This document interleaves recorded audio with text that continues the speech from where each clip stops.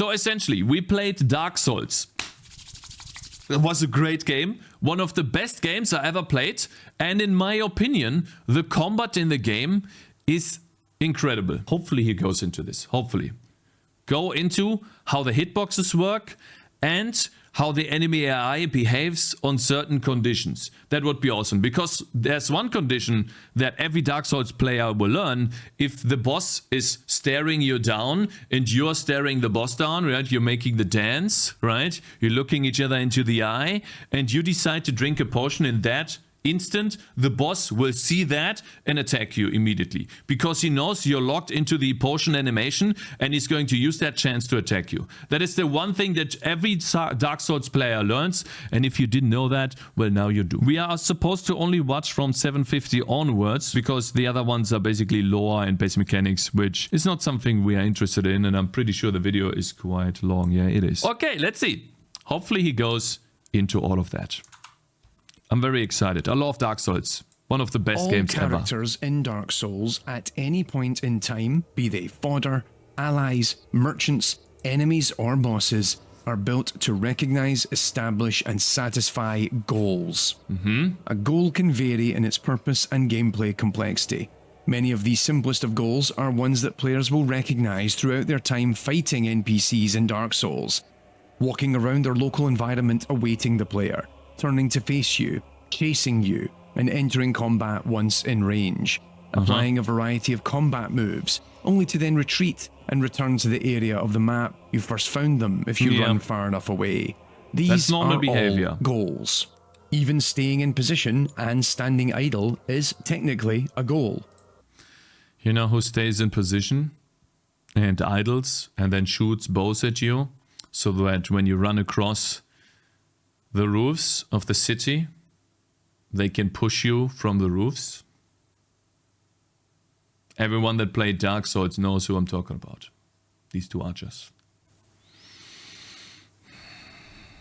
One more blabbering, Mr. Collector of stuff, and you're gone. There are over 300 goals in the base game, plus another 30 introduced for the Artorias of the Abyss DLC. Holy shit, those are goals? What that is? What is a goal? Is that a structure? Or is that an enum? Maybe that's an enum. If I have this goal, do this. That's how I would program this. So around 25 of those in the base game appear to be cut content or unused variants of specific NPCs, a point I will return to later. Any Dark Souls character can, at any time, be assigned a new top goal, which becomes their current priority, and it is then their job to resolve them. An NPC can decide whether to continue executing the current goal, or acknowledge success or failure in attempting to complete it and move on. This is a useful feature, given a goal may no longer be relevant to gameplay and should be swapped out. I wonder how that relates to code. Okay, let's see, it's an example here. Example, if a character has a specific attack goal to complete, but the player managed to get a hit on them, and in doing so, interrupts them. Aha, it's interrupted, and then their next goal is, like in this case, what is his goal? To fall to the floor?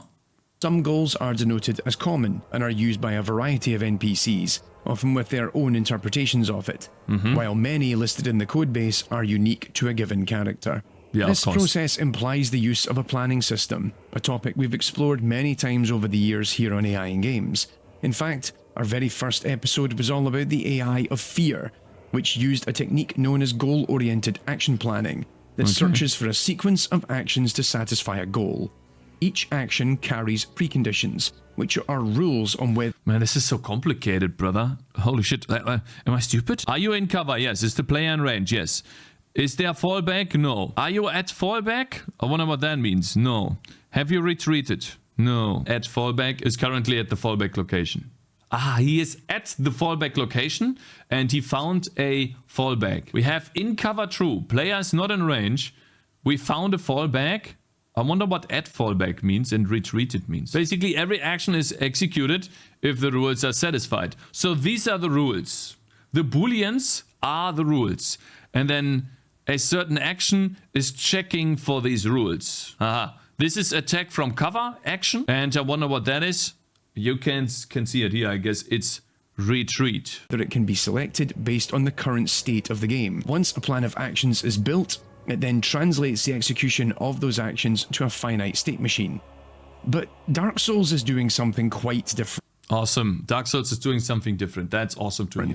Rather, it's operating more akin to a hierarchical planner. A hierarchical planner is built around the idea of a high-level abstract goal, which can be achieved by breaking the problem down into steps that will satisfy some or all of the original goal's intentions. And then those steps can also be broken down further, if necessary.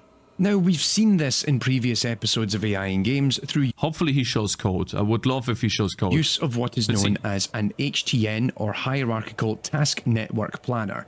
Notably episode 14 on Transformers Fall of Cybertron, plus episodes 37 and 38 on Guerrilla's Horizon Zero Dawn. HTN planners solve goals by using one of two types of activities known as tasks. A primitive task that is simply one specific action. A single unit of action, a single action complete with preconditions that dictate when it can be applied in the game. Would be cool to see some actual examples. In the game with its own preconditions, right or now. a compound task, which is multiple primitive or compound tasks put together. Sort of like a macro of good actions in sequence. This is useful in that it allows designers the ability to craft sequences of actions that make sense to glue together, and then declare them as a compound task. So during planning, the system will often start by using compound tasks that would be applicable in the game state, but they're still rather abstract, and then over time it is grounded into something much more thorough and practical, ensuring it's safe to execute at runtime. But Dark Souls AI isn't exactly an HTN planner. It isn't deconstructing compound tasks into primitive actions. It's finding actions to execute while also adding or removing new goals. As mentioned earlier, a character can be assigned a top goal, but it can also have several sub-goals running at the same time. The reason for this is that the top goal for NPCs are often incredibly vague. For example, the Ceaseless Discharge boss only has one unique goal. Goal underscore Tadare 525000 underscore battle. In fact, most top goals for a given character roughly say NPC type X goes into combat, but the sub-goals become increasingly specific. So each planning task doesn't just... You know, I think what just happens, like I think the basic, you know what I think just happens? I think they just programmed his battle mode, that's it. I think it's just unique code. I don't think it's shared code at all. I think they just went ahead and said, okay, he's going into battle, that's what he does. Because he has a very specific boss fight that is unique. You are supposed to, if you get too close to him, he is going to use melee attacks. If you get away from him, he is exclusively using his Kamehameha wave. That is a fire beam that he shoots at you that you have to dodge in the right way. And then, if you go to a specific location on the battlefield, he's going to hit you and lay there dormant until you kill him. So these are very specific, and not a single boss in the game, I think, has that specific piece of code. So I think it's just, they just programmed him from scratch.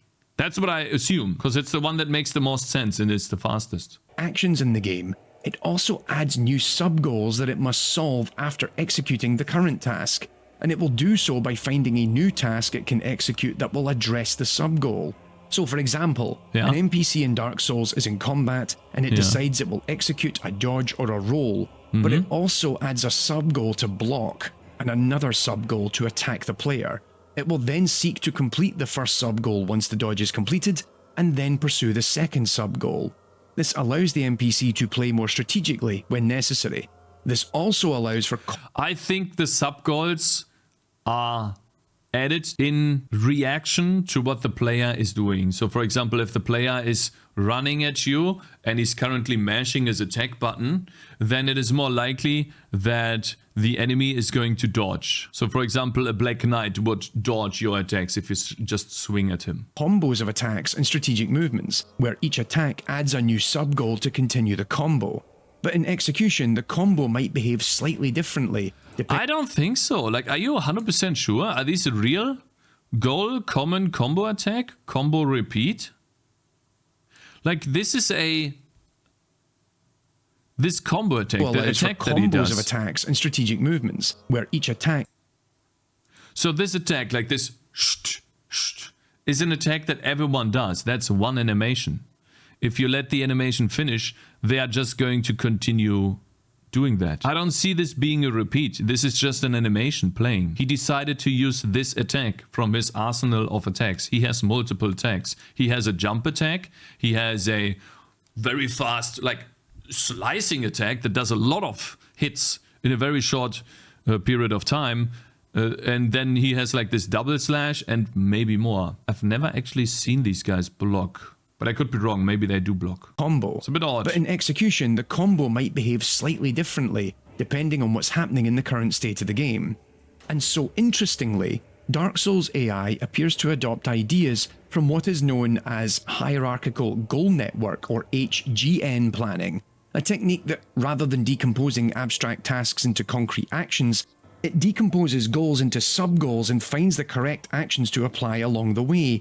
It's very similar, but the Dark Souls execution is slightly different.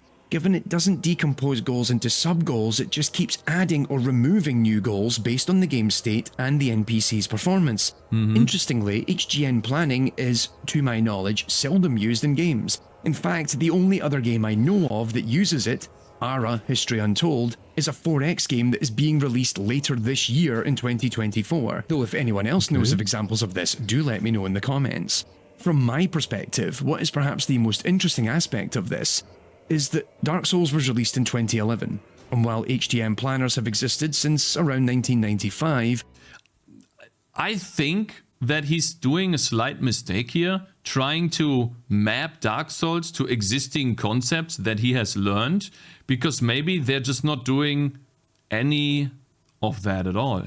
Maybe it's not modeled around any of these known concepts, but they have their own concept. the earliest published academic research in HGN planners dates back to around 2012 or just prior. So, in practice, for an NPC to resolve any and all goals provided, it will look for an action contained within its script files that... What is this? If Fate 3, what is Fate 3? Local approach distance. Is this the actual code? I think that's the code. That's what it looks like on the modding repository. Battle Lure. This is the actual Dark Souls code. Attack distance min, max. Min, max. These are all different attack distances. Interesting. Okay. And then function. Firewood Kings. Battle activate. Is target guard. True. And fate. I wonder what fate is. Random int. Between 0 and 1. 70% chance. Fate. Aha. So that's the random number. So it's that simple. Is the target currently guarding? I would assume. And have we rolled a 70% chance? Yes. And the target distance is in range. Then the act 90 and 2 per. Wonder what that is. Act 2 percentage and act 9 percentage. Aha. They have an action 2 and an action 9. It is giving weights to possible actions. So action 2 is rated at 30% and action 9 is rated at 70% if the target is guarding and we rolled a 70. And the target distance is less than 5. So we have these two actions. And the other actions are weighted to 0 then. So then we get another random int between 1 and the weights, which should be 100. And then we try to get the first one, which in this case, we don't have one, it's 0. So this will be skipped. And then it's going to check, okay, well, is the rolled value between 0 and 1, or 0 and 100, less than or equal to 30, then it's going to do the action 2. Otherwise, it's going to probably do the action 9. Because if it's not less than 30, all of the other ones are 0 here. Only this one counts, which is 30. And all of the rest of them is 0. So it's going to do either 2... I see. So basically what this does is it rolls a value based on the target. Then it sets weights based on certain actions. And sometimes multiple actions can happen. And then all of these actions can potentially happen. So it's not really that complicated. Cool. Okay, so he's gonna do the action 2. Let's say he rolled the 70% and then the 30% chance, right? We won twice. We won the lottery. We are doing 2. What does 2 mean? Action 2. We get the target distance, which we should already have because we got the target distance before. But okay, we get the target distance again. We roll another int. Aha, and then it adds another sub-goal of approach target. Approach target, tunable spin. Tunable spin. So it has a lot to do with a lot of random int calculation here. And then it adds these sub-goals. And I wonder what what does goal do? And it looks like it never reorders goals. So I wonder how he changes priority on these sub-goals. How often does this run? Do you guys know how often this runs? This runs every time the boss is finished with an action or an interrupt is fired. Then the interrupt is executed. Aha, so I added the sub-goal to approach the target. We managed to roll like our 70% and then our 30% chance. That means we do action 2. Then we figure out that our dash distance is less than the target distance. Which means, oh, we should probably approach the target, right? And therefore we add the sub-goal to approach the target. And then this sub-goal is executed as an action. Once that action is done, this entire code thing is run again. We're gonna roll another random number. We distribute the different random numbers. We check some conditionals and we add another sub-goal. And we are currently in the battle state of the enemy. So basically, in the battle state of the enemy, all of these things happen all the time. And whenever a sub-goal is finished, the entire code is run again and we have that sub-goal. Yeah, pretty much if he gets staggering. And so basically somewhere else in the code, the common goal to approach the target is something that every single unit in the game can do. And then at that point, he's just a normal unit whose goal currently is to approach the target. And that is maybe a switch case statement or a function pointer, or I don't know how you want to program that. And it says, okay, approach target is just move to the target using your movement speed. Interesting. Cool. Thank you. That is really insightful. Very insightful. Yeah, that's basically the same that he's showing here. Else if fate 2 is less than +1 +2 +1 +2 +3, right? Then it does all of these add sub-goals. And once a sub-goal is completed, it adds another one. If it's interrupted, it's running this again to find another sub-goal to do. Can resolve it. It's not a state machine. Goal add sub-goal is basically a list of goals in a state. The state is basically, the state machine is the I'm in battle now. I'm in idle now. I'm in retreat now. And the sub-goals is basically like, you could say a stack or a queue of sub-goals to complete. All the while monitoring progress on its goals in context of the game state. Sorry? An NPC may remove a sub-goal or even the top goal, given it may no longer be valid. So referring back to my dodging enemy, it might block and then abandon the... Aha, so in the code for the sub-goal, let's you know, expand this a little bit because I think it's easier. Let's say we are in approach to target. And then in this sub-goal, we notice that the target is too far away or we reached our zone of aggro or something. And then we just abandon that goal and we go back to idle. That could be, yeah, that could be something. Or we just abandon the goal completely and we start using a bow or something, right? That would be another sub-goal, which is then use a bow. Cool, yeah. A sub-goal for the... And so we basically abandon our current goal and we add a new sub-goal while doing a goal. I wonder if that's possible. Interesting. Sorry about that. Yeah, let's see. Follow-up attack because the player ran away and the attack isn't worth attempting. Alternatively, something in the game world may interrupt the goal. When this occurs, it will then assign itself a new goal. All of this is happening very quickly, with goals being added and removed frequently throughout play. And we'll dig a little more into some specific examples in a moment. But the key thing to appreciate is that at all times, all enemies have a goal to satisfy. And for most, the only way to truly achieve it is to kill you. So, while... I mean, approaching the player is approaching the player. You don't have to kill the player afterwards, okay? That is not true. Each NPC is constantly adding, removing, and resolving sub-goals. There's one other aspect of this process that we need to discuss. Okay. Given it's the one part of this codebase that makes Dark Souls AI so demanding to fight against. Spinning the combat Thus wheel. far, everything RNG. I've described sounds rather straightforward. It adds new goals, it finds actions that can satisfy those goals, and continues in a loop. Sure, that's more or less it in a nutshell. But if that were the case... True. Spinning the wheel. Well, if you turn your back against these guys, 100% sure they're going to backstab you immediately. Not even a question. Surely their behavior would become increasingly predictable. Even if you provided dozens of different actions, if all it is doing is simply finding a task that satisfies the current goal and then applying an action and in turn new sub-goals, then over time it would all become really obvious as to what it's doing in any circumstance. That's why you need randomness. But this isn't reflective of how Dark Souls plays. Nope. While many of the enemies are quite predictable, I fucking hate this boss! I hate him! This fucking asshole!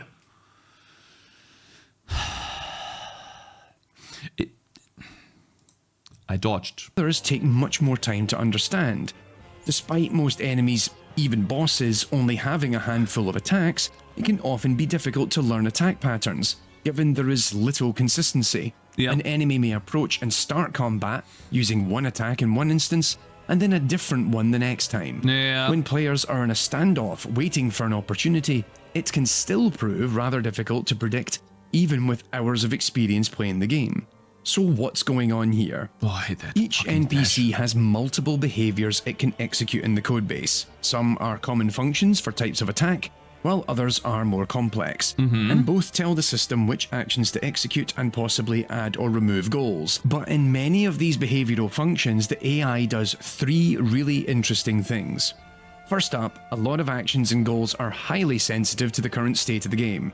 Secondly, many actions and sub-goals are reliant simply on a probability achieved using a random number generator. So for example... random number generator, and we saw distance to target is also a huge indication on what to do next. Cool, man. A combo attack might use different variations between steps or end prematurely purely because of a roll of the dice. We're gonna program this too in C++ at some point, you know, guys? We're going to take exactly that code. We're gonna program that too in C++. But in a couple of years. Okay? And lastly, when multiple actions are valid in a given state and it doesn't know what to do, the game builds a probability distribution across them and selects one of them randomly. This is Dark Souls' real secret. When it has several valid options... See, that's what he means. He should have shown this, but essentially, it's this. This is this plus right there. These are all of the different options that are possible.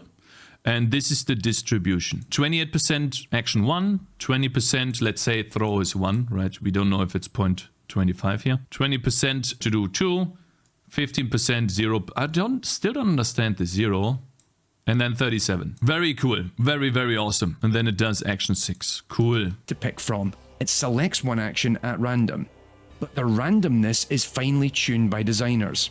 To understand this better, let's look at an example. Let's take a look at what is perhaps my favourite boss battle of Dark Souls. Great Grey Wolf Sif, who guards... The reason why this is such a cool fight is because the owner of the wolf is Artorias. I think he's called Artorias, the guy that we saw with the sword. And he got consumed by the darkness or the void that is expanding in the DLC. And we actually... in the DLC, in the past, we actually helped the wolf be free, but his master got consumed by the void and therefore was no longer himself. And he wants to probably stop us from going there so that we are not consumed by the darkness too. So it's like a very heartfelt moment with the dog because he doesn't want to kill us, but he doesn't want to go us, become insane, So he still attacks you, which is really cool. The gravestone... Dark Souls lore, by the way. ...of their former master, Knight Artorias, the Abyss Walker. I mean, it's a wolf wielding a sword, that's pretty fucking metal.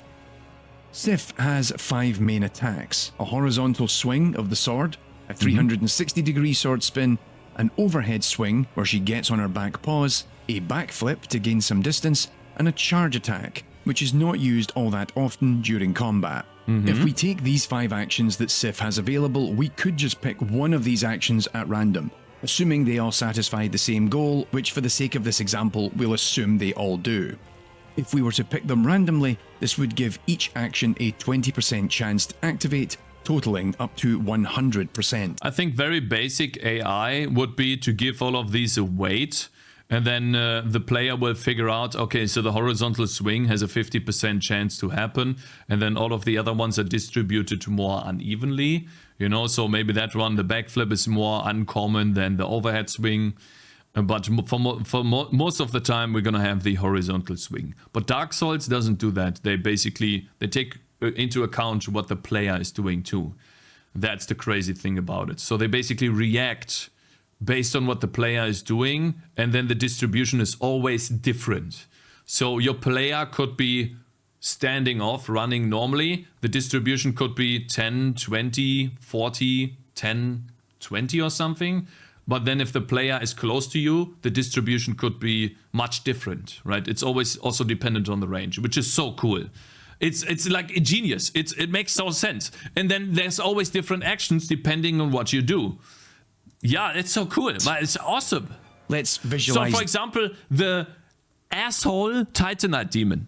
You notice that he only shoots electricity when you are far away. He never ever uses that when you get into a certain range of him. But it's a moveset he still has. That's so smart. Now we know why. Because of this distribution. The distribution to use lightning is 0 because you're close range. This in what I will now call our combat wheel. Each action has an equal chance of execution, given they have an equal-sized chunk of the wheel. We then spin the wheel and select the action the arrow rests on.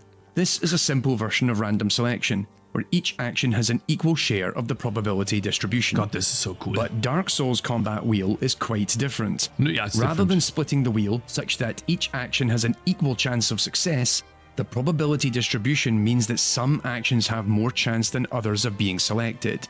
So, for example, if the player is within a certain attack range, it picks a probability distribution where action 1 now has a 45% chance of being activated, action 2 has a 40% chance, and the rest only have 5% each. It still totals up to 100, but the weighting on actions is now rather different. As you can see in the diagram, the first 2 actions take up a much larger proportion of the wheel than the remaining 3, given they only have 15% of the space in total. The game then spins the wheel, and wherever the arrow lands, that's the action it will select. I see. But the reason this works so well in practice is that the probability distributions are constantly changing. Every time an NPC makes a decision on what action to take, it builds a new probability distribution based on what's happening in the game. This includes things like how far away the player is, whether they're in range of a specific type of attack, if an item was recently used by the player, whether the A flask. If you use a flask. odds of breaking the player's guard has increased, the current phase of the combat, That's and so much, cool. much more. That's so the fucking roulette awesome. wheel is constantly changing as actions get a bigger or smaller slice of the pie, or sometimes they are removed entirely because in the current moment they're no longer relevant. Yep. It means that an NPC can technically run the same behavior 3 times in a row, but given the randomness of the combat wheel, it plays out differently every time. All Cool. of these probability distributions have been manually tuned by the game designers.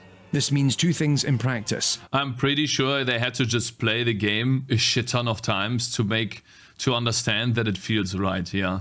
You play this for like multiple hours and you'll realize, okay, so that distribution of the wheel is dog shit, we have to change it. Yeah, that's probably also why it's Lua, right? So they can just reload it while the game's running and they can test the distribution without having to rebuild the entire code base. That's so fucking smart. That is so smart. So the only thing they actually have to do is tweak the numbers the entire time. That is so fucking smart. It's insane. Wow. At the end of the day, once they have like established a rule set, only thing they do is change 30% to 40%. And then it's like, oh, yeah, that feels good. That feels difficult. Let's keep that. First, that they have worked out how and when certain actions are valid Awesome. while ensuring they're not repetitive. But more importantly for players, it means that you can still implicitly learn the behaviors of these characters. They're not... Yeah, because it's more common that he uses this attack in this situation. You have seen this attack in this situation so many times, and that's why you're learning. You're basically learning the percentages. Yeah, purely awesome, random. man. Instead, Wow. their randomness That's so is carefully perfect. constructed. This is evident not just in how the community have successfully documented the behaviors of these characters, but how the very best Dark Souls players don't struggle against these bosses, given they have trained themselves to learn these probability distributions implicitly. This is perhaps most evident when we see players then force the AI to behave in a specific way almost True. every time, effectively cheesing a boss battle in a way that suits their playstyle. Given how complex a lot of these combat definitions are for each of the bosses, this is actually pretty hard to pull off. But a good example of this is the aforementioned Ceaseless Discharge boss in the Demon Ruins. Okay. The Ceaseless Discharge has 4 main attacks: an overhead melee attack, a surge of attacks using his spider-like limbs, a sideways slash with his arms, and lastly a fire ability that is devastating if caught in its wake. Oh yeah. Plus, of course, it has a lot of other basic actions, such as movement, approaching the player, turning around, and simply waiting. Now the key part is that the boss's combat wheel selection only really factors whether the player is within certain target regions of the map and the overall distance of the player to the enemy. Target regions. Take that into account. Like, it's crazy that they go so deep with this. But it doesn't factor in the elevation of the player and whether they are higher or lower than they were before. This is what allows for what is known as the stair melee method, where players refrain from going all the way into the combat area and instead kite the boss around the stairs near the entrance so that it will try to attack them at the top, and then they run to the bottom before it can connect, making it much easier to dodge and allowing them to get a couple of hits in.